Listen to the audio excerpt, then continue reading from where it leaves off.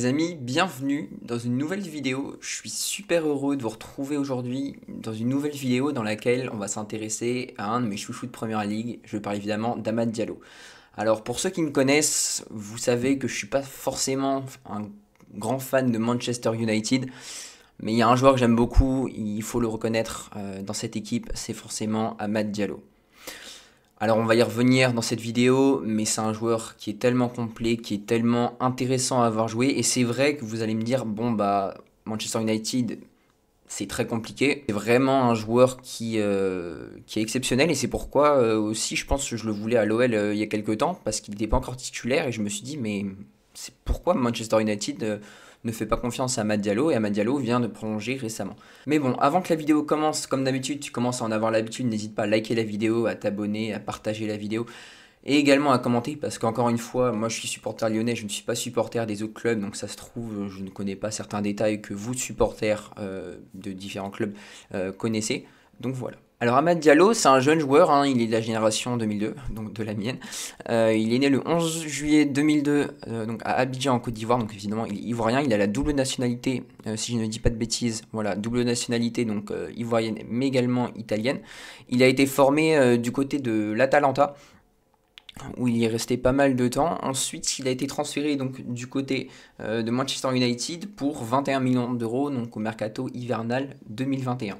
Bon, alors il joue assez peu à Manchester United et il va être prêté successivement tout d'abord aux Rangers, puis à Sunderland. Donc c'est vrai qu'aux Rangers, ça a été assez difficile. 502 minutes de jeu pour 13 matchs, ce qui représente en moyenne 39-40 minutes de jeu par match, pour seulement 3 buts et aucune passe décisive. Donc c'est vrai que ce passage aux Rangers, on va pas se mentir, il était assez compliqué. Et puis la saison d'après, il est prêté à Sunderland, donc en Championship. Il joue 42 matchs, 14 buts et 4 passes décisives, donc là c'est beaucoup plus correct. 4 cartons jaunes, ça prouve que c'est un joueur, bon, certes qui est averti, mais d'un côté ça veut dire, et on le verra avec Sitemap tout à l'heure, que c'est un joueur qui a un gros volume de jeu, pour donc du coup 3000 minutes environ de jeu, ce qui fait environ 72 minutes de jeu par match, ce qui est quand même beaucoup plus. 14 buts, donc du coup pour 4 passes décisives, voilà, c'est quand même des stats qui sont bien meilleurs. Et donc il est revenu à Manchester United cet été. Et bah évidemment, cette saison, on connaît tous les stats d'Amad Diallo. 6 assists pour 3 buts. Donc, et puis la bonne nouvelle dans tout ce marasme, on va dire, à Manchester United, bah, c'est la prolongation d'Amad Diallo. Ça vient juste de tomber là à 18h30, le jour où je m'enregistre la vidéo, donc on est le 9 janvier.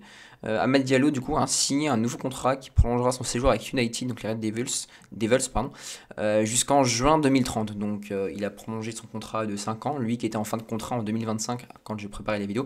Ça y est, du coup je pensais dire justement que Amad Diallo n'avait pas encore prolongé, mais en tout cas voilà, c'est chose faite. Bon, évidemment il dit qu'il est très content d'avoir prolongé et que malgré les temps difficiles, il y aura des moments meilleurs, et en tout cas qu'ils tirent tous dans le même sens et qu'ils sont tous dans le même bateau et qu'ils veulent tous donc forcément s'en sortir. Et puis pour finir la partie profil, niveau des blessures, c'est quand même un joueur qui est quand même relativement blessé assez souvent. En 2023-2024, une grosse blessure au genou qui l'a tenu éloigné des terrains 126 jours, 41 jours pour un problème à la cuisse en 2021-2022. Bref, pour un joueur de 22 ans, ça reste un jeune joueur évidemment.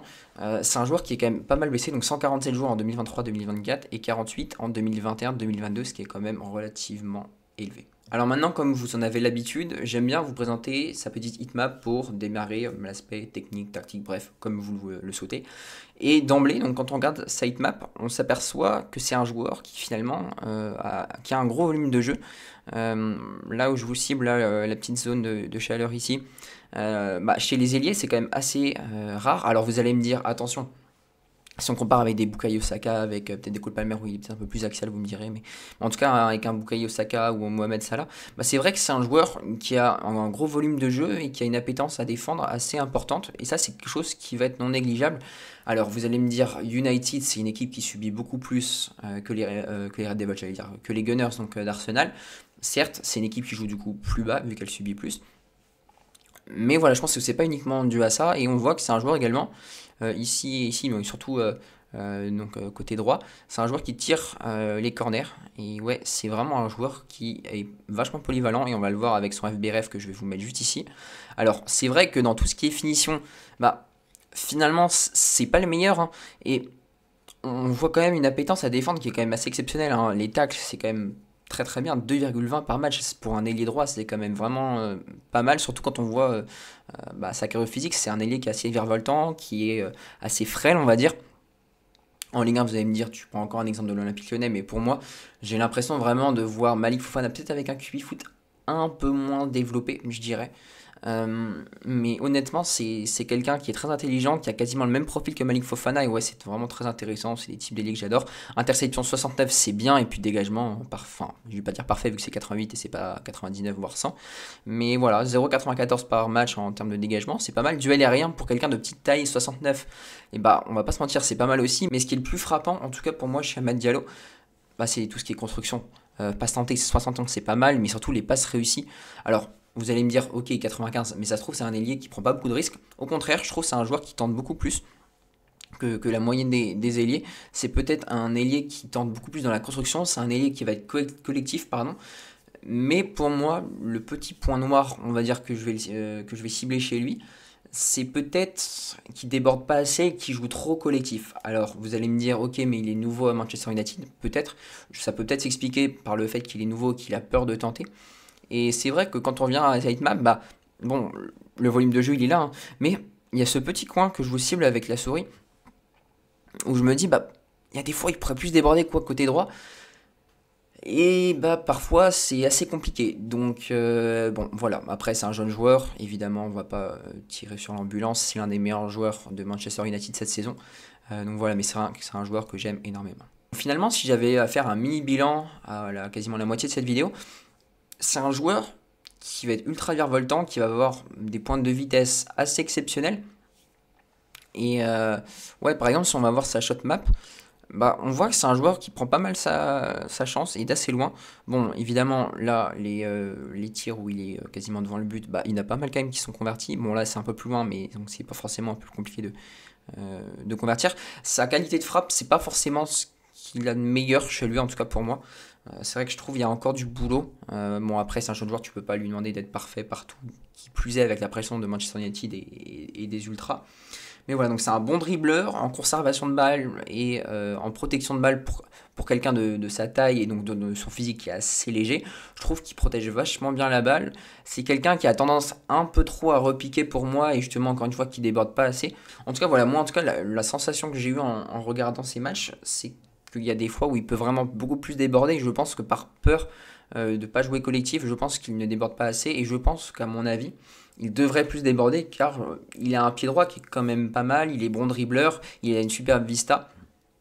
On le verra dans quelques instants avec les petites photos, les petits screens que je vous ai mis pour illustrer mes propos. Mais voilà, en tout cas, c'est vraiment un joueur complet pour quelqu'un qui a 22 ans et je pense que ça peut vraiment être un super joueur pour Manchester United et un joueur qui pourrait être vendu très très cher, peut-être 100 millions, je ne sais pas. Mais voilà, en tout cas, moi j'en suis très content. Et si vous êtes supporter mancunien, bah, profitez-en parce que c'est quand même un super joueur et il va vous faire gagner quand même pas mal de matchs. Premièrement, c'est un joueur qui sait très bien se placer. Il se passe dans le demi-espace ici pour que Mazraoui lui mette la balle juste en profondeur. Donc ça c'est quelque chose de quand même très bien. C'est quelqu'un qui réfléchit beaucoup à ce qu'il va faire et qui encore une fois joue très collectif. Bon bah là il est trouvé, je crois que c'est une passe de Mazraoui qui n'est pas là, qui va se projeter. Et ouais, franchement là il va bien contrôler la balle. Et c'est encore une fois, là il a Eulun qui fait un appel à la profondeur. Et après c'est un joueur qui va très très rapidement s'orienter et qui va la mettre côté droit, enfin en tout cas dans le sens du jeu. Et c'est quelque chose qui fait beaucoup, lorsqu'il contrôle la balle de cette manière, il se met un peu face à son équipe. Il se retourne et hop, il oriente très bien. Ça, c'est vraiment quelque chose qui fait pas mal et qu'on trouve pas assez, je trouve, dans les ailiers. C'est un ailier qui me fait un peu penser à Ousmane Dembélé, avec une meilleure finition, évidemment. En même temps, vous me direz, c'est pas compliqué. Voilà, bon, bah là, c'est l'une des rares fois, je dirais, où il provoque. Et là, il va essayer de passer justement contre Gvardiol. Et je trouve qu'il ne fait pas assez. Donc voilà, bon, là, c'est un des rares moments que j'ai réussi à capturer. Ensuite, bon bah là, c'est un joueur qui est quand même ultra fort et ultra fin techniquement. Là, il va éliminer peut-être Kovacic, si je ne dis pas de bêtises. D'un superbe double contact et tout, exceptionnel, délicieux. Donc ouais, techniquement, pardon, c'est vraiment pas mal. Et puis évidemment, il y a les contres. Là, c'est vrai que United a procédé pas mal en contre sur ce match-là. Et il va lancer Mazraoui qui aura fait l'appel du coup en profondeur. Et puis bon, voilà, encore une fois, le placement toujours dans le même demi-espace. À mon avis, ça a dû être une consigne, mais voilà, c'est quand même quelqu'un qui se place très bien. Les contres, bah, sa vitesse qui est très très bonne et possession progressive encore une fois, donc qui est vraiment pas mal. C'est quelqu'un qui aime beaucoup progresser, remonter le terrain balle au pied. Encore une fois, Mazraoui, c'est un schéma classique ça, de chez Amorim. Les pistons à chaque fois, ils étirent vraiment pour que les milieux offensifs ailiers, là en l'occurrence, ils jouent peut-être un peu plus milieu offensif excentré, pour que justement les milieux offensifs du coup distribuent des ballons, et c'est un joueur qui est très polyvalent, qui peut à la fois jouer milieu offensif, ailier évidemment, mais également piston. On l'a vu avec son FBRF, c'est un joueur qui défend très bien. Et puis encore une fois, bon bah là il va appeler encore une fois dans le même. Bon, il est un peu plus proche de Mainou, mais voilà, il va se rapprocher pour proposer une solution au porteur de balle, et c'est pas la plupart des ailiers qui font ça, donc je trouve à son jeune âge, je trouve que c'est vraiment pas mal. Bon alors les amis, on s'approche déjà de la fin de cette vidéo. Comme d'habitude, si tu l'as aimé, n'hésite pas à la liker, à partager, à commenter la vidéo et à t'abonner. Donc si on avait à effectuer un petit bilan de notre jeune pépite, et bah moi honnêtement je dirais, bon alors en point négatif déjà, je pense que ça sera fait, mais il n'y en a pas beaucoup.